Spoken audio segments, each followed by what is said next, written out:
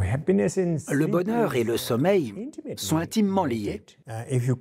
Si tu ne dors pas, tu ne peux pas te réveiller. Le plus simple, ce serait de placer une puce dans le cerveau, près de l'hypothalamus, qui est le centre du sommeil.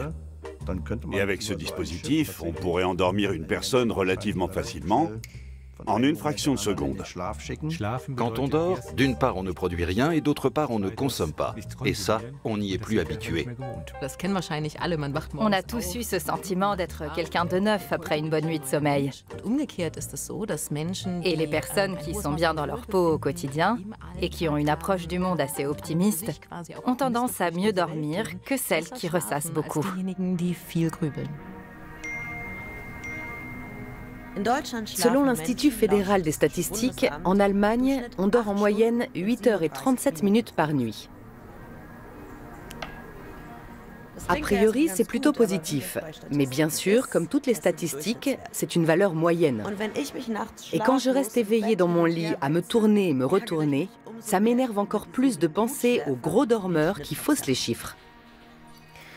Tout le monde sait ce que ça fait de mal dormir.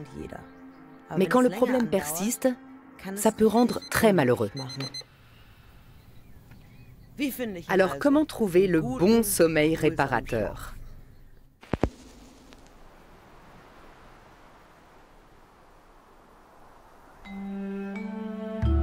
J'ai rendez-vous avec Kai von Schamir à la caserne de Köpenick, à Berlin. Il est pompier et doit donc effectuer des gardes et souvent des interventions de nuit.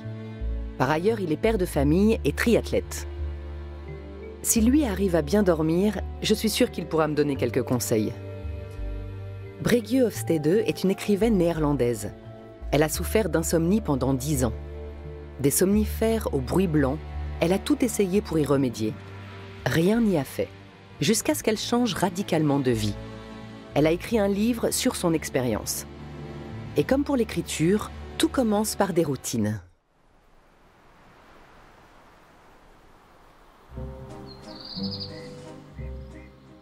Au cours de la journée, on passe par beaucoup d'émotions. On vit parfois des choses très fortes. Et c'est pendant le sommeil qu'on traite et qu'on intègre toutes ces expériences vécues. Nous avons un gros cerveau, raison pour laquelle le sommeil nous est nécessaire. Il a besoin de beaucoup d'énergie, mais il doit aussi se vidanger. Et ce n'est possible que lorsqu'on dort. Donc, pour simplifier, si je reste éveillé pendant 16 heures d'affilée, la tête peut encore tenir. Mais au-delà, ça va coincer, parce qu'il y aura un trop-plein.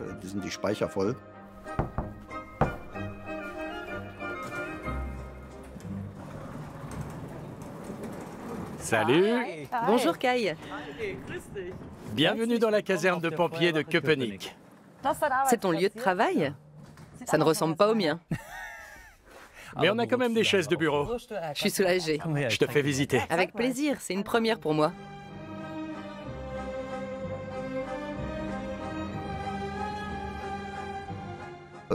Nous avons un cycle circadien d'environ 24 heures, conçu de telle sorte que la bonne fenêtre pour dormir, c'est la nuit.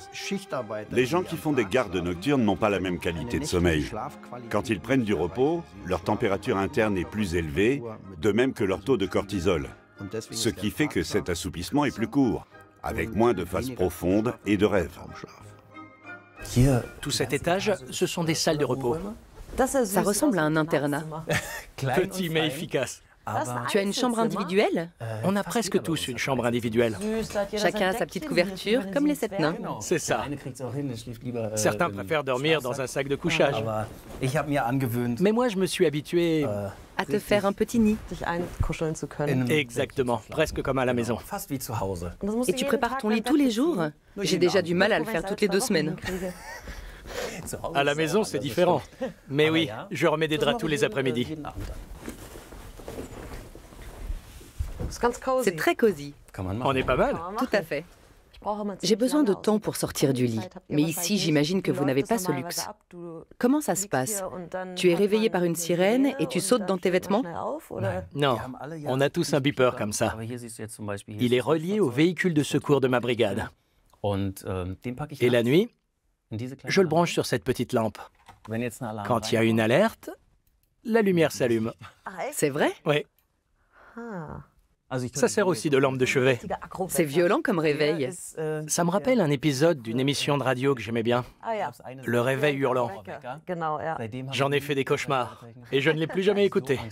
Et vous avez combien de temps pour vous habiller et être prêt en cas d'urgence? En gros, il faut faire aussi vite que possible. Tu as vu qu'on a la rampe pour descendre, c'est rapide. On essaie d'être à pied d'œuvre en 60 secondes. Waouh! Et dans ce cas-là, on est à bord du véhicule et sorti de la caserne en 90 secondes. Passer de 0 à 180, ça me paraît faisable, mais descendre d'un coup de 180 à 0, pas du tout. Comment fais-tu pour trouver rapidement le calme? C'est une habitude que j'ai prise avant même d'être pompier. J'ai commencé ma carrière dans l'armée et je me suis entraîné aux techniques de respiration. Je ne sais pas si tu connais la règle des 4-7-8. Ça permet de faire baisser le pouls et de mettre son corps au repos.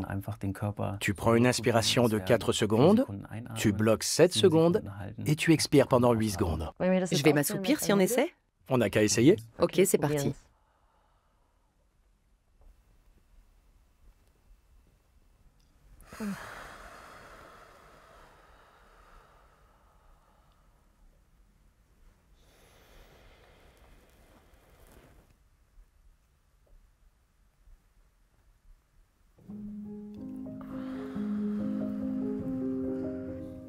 Ça fonctionne?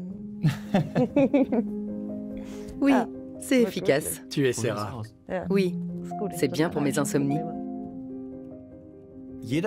Ça ne pose aucun problème de se réveiller entre 5 et 25 fois par nuit, à condition de se rendormir après. Mais quand retrouver le sommeil est impossible, c'est qu'on souffre d'insomnie chronique. Dans ce cas, la première recommandation est de ne pas s'énerver. Et la deuxième est de se demander ce qu'on va faire dans l'heure qui suit jusqu'à rattraper le prochain cycle. On peut lire, écouter un podcast, un livre audio, regarder la télévision, tricoter, compter les moutons. C'est une situation qu'on n'aime pas en général, parce qu'elle est synonyme d'ennui. Et le défi va être de trouver un juste milieu. Qu'est-ce qui va m'apaiser? Ça peut être un certain type de musique, ou la méditation. Le tout est de faire quelque chose qui ne va pas nous rebuter. Pour moi, par exemple, compter les moutons, ça ne sert à rien. Les combinaisons anti-feu? Elles sont inifugées, oui. Ce n'est pas un costume de super-héros, mais c'est très efficace. Vous allez dans les flammes avec ça? Pas vraiment. On essaie d'abord de gérer l'incendie et de l'éteindre. Super idée, c'est bien vu. Oui, c'est plus raisonnable.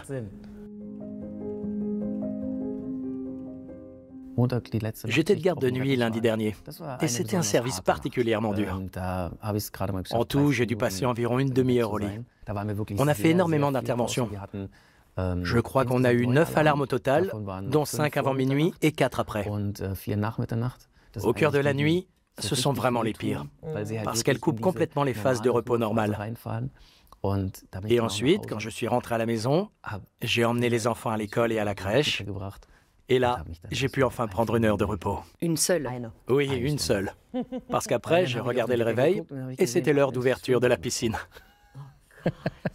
Tu arrives à trouver une routine pour dormir en étant tantôt ici, tantôt chez toi, entre le repos à la caserne et le vrai sommeil à la maison? J'ai pris pour habitude de me coucher tous les soirs à 22h30. Ensuite, en tout cas maintenant, je me réveille automatiquement à 5h30. Là, j'ai entre 1 heure et 1 heure et demie pour moi, avant que les enfants se réveillent. C'est une routine que j'ai mise en place au fil des ans et qui fonctionne bien. Et quand j'arrive pas à me reposer ici, j'essaie de me rattraper le lendemain. Je me couche toujours à 22h30, mais alors un peu plus fatigué. Et pendant la journée, je tente de ne pas dormir. Je fais du sport, ou les enfants me tiennent éveillé. Ou alors, je fais simplement une sieste. Oui. Genre une micro-sieste? Et ça fonctionne? Oui, mais il faut faire attention. On s'installe très vite dans une routine. Le corps va alors toujours réclamer ce temps de repos. Surtout entre midi et 15h, quand c'est un peu plus calme dans la caserne. Ce serait terrible pour moi, parce que le week-end, je ne peux pas dire aux enfants « à toutes, je vais juste dormir 3 heures ». Tenir compte du manque de sommeil et s'assoupir, c'est toujours mieux qu'une tasse de café. Une micro-sieste, c'est maximum 30 minutes. Le somme de l'après-midi, c'est 1h30, ce qui correspond à un cycle de sommeil. Après ça, on se réveille frais et dispo. La micro-sieste ne dure pas plus d'une demi-heure, parce qu'au bout de 40 minutes, on entre dans le sommeil profond. Et si on est réveillé pendant cette phase, là, on va être très fatigué. Le corps s'habitue à notre rythme. Si on se couche tous les soirs à la même heure et qu'on dort toujours le même nombre d'heures, c'est quelque chose qui va aider l'organisme à trouver le sommeil.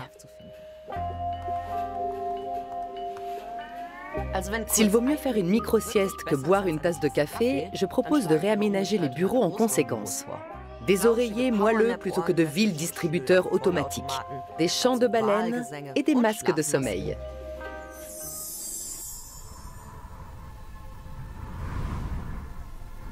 Bienvenue au paradis du dodo. Mais que faire quand on respecte à la lettre toutes les règles et qu'on ne dort toujours pas du sommeil du juste?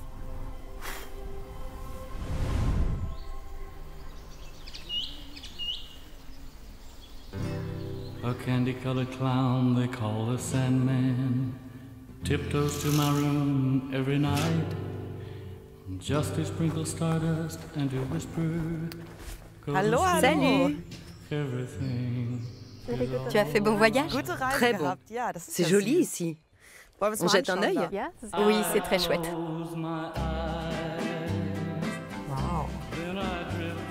C'est moderne. Je passe le week-end dans la forêt avec Bréguieux pour une sorte de retraite de sommeil. On a de bonnes conditions pour bien dormir ici?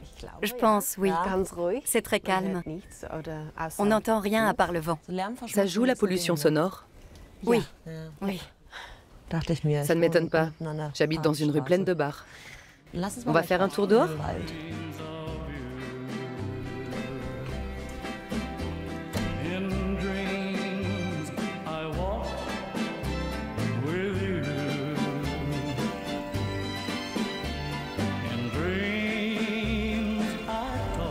Comment ont commencé tes insomnies? La première fois, c'était quand ça n'allait plus du tout dans mon couple.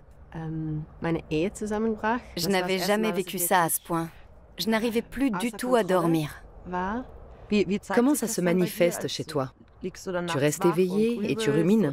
Je suis éveillée et j'entends mon cœur battre très vite. C'est comme si je paniquais, mais sans savoir pourquoi. Tu faisais quoi alors la nuit? Tu écrivais des livres? En partie. Au départ, j'essayais de rester couchée et je patientais. Cette attente consciente du sommeil, c'est le pire. Alors que si on se lève et qu'on fait quelque chose, travailler ou lire, ça va. Donc je fonctionnais, mais rien de plus. Je n'avais plus aucune joie de vivre. J'étais toute amaigrie et puis j'étais tout le temps tendu. Oui, exactement. Tu as cherché des solutions pour te guérir de l'insomnie? J'ai tout essayé, tous les traitements connus. La mélatonine, les comprimés, les joints, l'huile de lavande sur l'oreiller. Ah, c'est horrible ça. Oui. Le bruit blanc, les rideaux opaques, les bouchons d'oreille, tout. Tout. En fait, la totalité de ma journée était consacrée à ça. Faire en sorte de pouvoir dormir la nuit. C'est beaucoup de pression. Oui, et ça ne marche pas, bien sûr. On se met au lit et on se dit « maintenant je dors ». Et ça ne vient pas. Il y a quelque chose qui ne va pas dans la journée. J'ai un problème... Un problème avec ton mec? Oui, avec mon compagnon, mon boulot, mon lieu de vie. Je dois faire fausse route quelque part dans la journée. Il faut que quelque chose change, mais je ne sais pas quoi.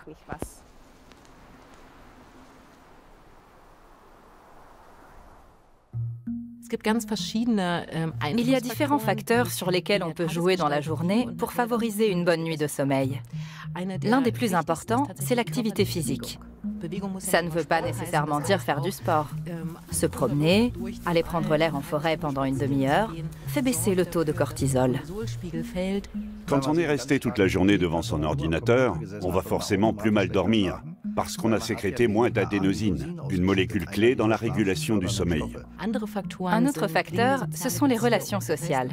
Les personnes qui ont des interactions avec les autres, quelle que soit leur forme, vont se sentir plus entourées, protégées et soutenues. Et ensuite, elles dorment mieux. La nourriture a aussi un impact sur le sommeil. Il ne faut jamais se coucher le ventre vide, mais il doit s'écouler 2-3 heures entre le dernier repas et le coucher. Les glucides fatiguent et les protéines donnent du tonus.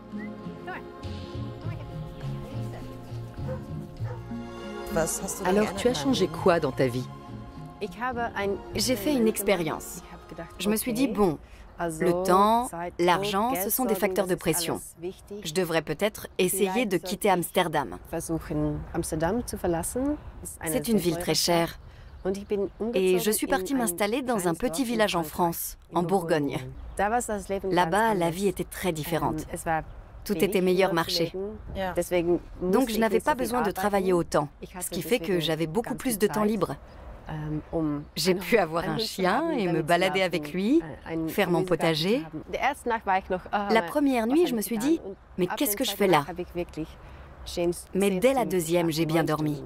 10 heures, 9 heures, 8 heures. Pour moi, c'était incroyable. Grâce à ça, je sais que quand je fais des insomnies, ce n'est pas pour toujours. Je ne suis pas un cas désespéré. Si vraiment ça devient intenable, je peux changer de vie. Depuis, Bréguieux a quitté son village bourguignon pour s'installer avec son compagnon, sa fille et son chien dans la petite ville d'Arnhem, aux Pays-Bas. Faut-il que je troque mon quartier animé pour une petite rue résidentielle afin de trouver un sommeil paisible? Il doit bien y avoir un autre moyen. On a étudié 4 ou 5 types de literie. Et la conclusion, c'est qu'on ne peut pas en promouvoir un en particulier. En revanche, un matelas respirant qui dissipe la chaleur corporelle, par exemple, va favoriser le sommeil profond. C'est une indication intéressante, parce qu'on dort mieux quand notre température interne baisse rapidement. Nous dormons de plus en plus mal, et tout le monde cherche à optimiser le sommeil. Le plus important, c'est de savoir que la clé pour une bonne nuit de repos est entre nos mains, et que ce n'est pas nécessairement quelque chose qui s'achète. Ça tient au fait de s'accorder suffisamment de pauses dans la journée, de bouger, d'établir des contacts enrichissants avec d'autres personnes et d'être capable de poser son smartphone le soir. Il faut décider de façon très consciente de prendre les choses en main, de régir sa journée et d'organiser ses soirées afin de pouvoir sortir de ce cercle vicieux. Dans ma liste de choses à faire, m'accorder davantage de pauses, prendre l'air, voir les copains. Pourtant, même quand je suis ces conseils à la lettre dans la journée, une fois dans mon lit le soir, c'est un peu comme au cinéma. On éteint et le film démarre. Malheureusement, mon cerveau ne fabrique pas de doux nuages floconneux, mais des scènes à mi-chemin entre l'apocalypse des zombies et le retour des Vengeurs du Fisc.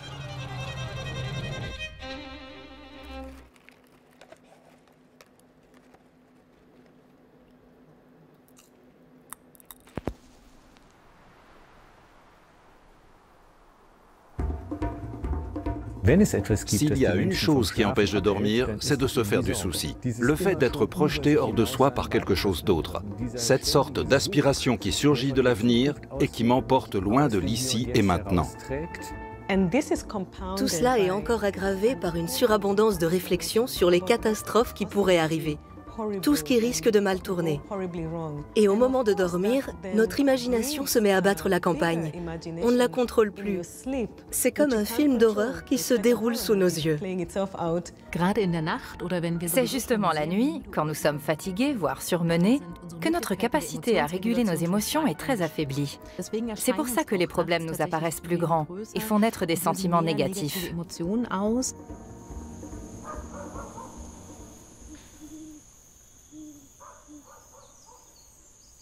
Il y a un lien entre le sommeil et l'angoisse? Oui, un lien très fort. Quand on a l'impression de ne pas être en sécurité, qu'on a cette inquiétude, on reste sur ses gardes, en état de veille. C'est un comportement inscrit dans notre patrimoine biologique. On reste en alerte. C'est ça. Et même quand on sait qu'on est dans son lit, que la porte est fermée et que rien ne peut nous arriver, Le mécanisme d'angoisse continue de fonctionner. L'une des principales causes qui peuvent alimenter ce sentiment d'insécurité, c'est la solitude. Quand tu passes ta journée sans voir personne. Ça, c'est ce qu'on dit quand on n'a pas un conjoint qui ronfle. Moi, je dors beaucoup mieux seule. Oui, les ronflements, ça compte aussi. Mais sinon, quand on est en couple, on va mieux dormir que lorsqu'on est séparés. Enfin, en général, sauf quand l'autre ronfle. On est des animaux sociaux. On sait qu'on est plus en sécurité en groupe. Par exemple, il y a des oiseaux qui se posent les uns à côté des autres sur les fils électriques pour la nuit. Et ils peuvent tous dormir, sauf le premier et le dernier de la ligne. Ces deux-là, ils ont un côté du cerveau qui reste en éveil pour monter la garde.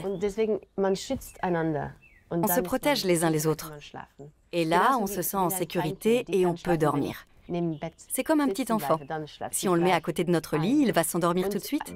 Et les adultes gardent toujours un peu de ce besoin en eux.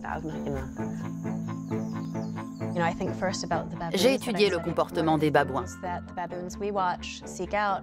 Et j'ai observé que ce qu'ils vont tous chercher le soir, c'est la sécurité de la canopée. En hauteur dans les arbres, ils vont pouvoir dormir toute la nuit sans craindre les prédateurs ou un événement inattendu. C'est un besoin primordial. Dans 10 ans, on aura peut-être des comprimés contre le ronflement. Aujourd'hui, ça n'existe pas. Le paradoxe, c'est que le sommeil est extrêmement important. Et pourtant, il y a peu de médecins et de chercheurs spécialistes de la question.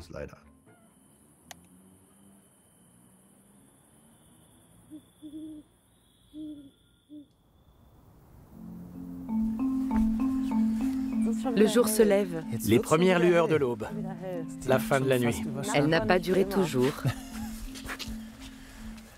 Ça t'arrive d'emporter tes soucis au lit, de te tourner, de te retourner dans tous les sens? Ça m'est arrivé quand ma femme est tombée malade. Là, j'ai énormément ressassé. Elle a eu un cancer du sein et aujourd'hui, je touche du bois. Elle est complètement remise. Plein de courage. Je lui transmettrai, merci. Pendant toute cette période, je ruminais beaucoup. Mais j'ai aussi énormément parlé avec elle. J'ai essayé de me dire, je verrai tout ça demain après une bonne nuit de sommeil, quand j'aurai du temps pour moi. Être dans le canapé à lire ou à discuter avec ma famille, ça m'a beaucoup aidé. Tu es dans la prévention.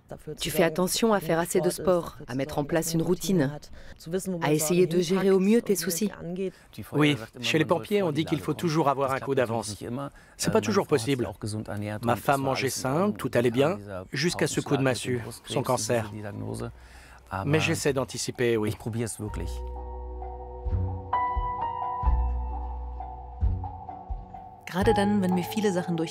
Quand on a beaucoup de choses en tête, qu'on réfléchit à ce qui va se passer le lendemain ou les jours qui viennent, le moyen le plus efficace de se débarrasser de toutes ces pensées, c'est de les coucher par écrit. Ça peut prendre la forme d'une liste de choses à faire, si ça peut aider, ou bien d'un journal intime. Sénèque, par exemple, recommandait un exercice. Tous les soirs, il va se remémorer toutes les actions qu'il a faites pendant la journée. Cette mise à plat lui permet, dit-il, tout d'abord de voir en quoi il a progressé, en quoi il a encore des progrès à faire, mais surtout, dit-il, à se pardonner à lui-même tout ce qu'il pourrait avoir raté. Quand je n'arrive pas à dormir, il faut que je reste debout. J'accepte et je n'essaye pas de lutter. Et je me sonde. Que se passe-t-il? Quelle est cette peur? D'où vient cette pensée? Quel est ce rêve et quelle est la cause de tout ça? Et progressivement, je déroule toute l'histoire. C'est comme si j'avais besoin de lire le livre jusqu'au bout et de comprendre l'enchaînement des événements avant de pouvoir le refermer et d'aller dormir.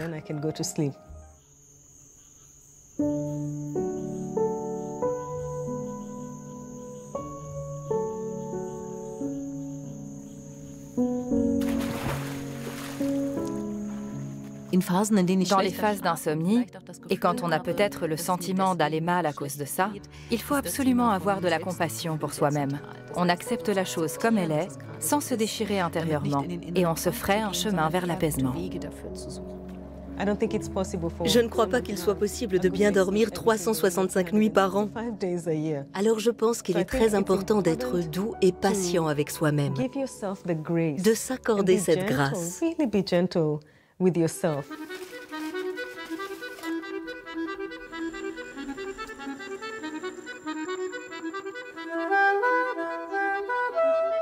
Tu as bien dormi? Oui, très bien. Oui? Oui, et toi? Très bien aussi. J'ai fait un cauchemar et sinon de jolis rêves. Quand j'habitais en France, j'avais un voisin qui était garde forestier, un homme assez taciturne. Un jour, il m'a demandé de lui parler de ce que j'écrivais. Je lui ai donc expliqué que mon livre traitait de l'insomnie et de tous les moyens pour y remédier. Par exemple, voir davantage de gens, avoir plus de projets avec d'autres personnes, moins se refermer sur soi-même, sortir plus souvent. Et là, il m'a dit, en fait, le fond de l'histoire, c'est que pour dormir, il faut être heureux. Et il avait raison. Oui. Rien de plus facile. Et rien de plus difficile.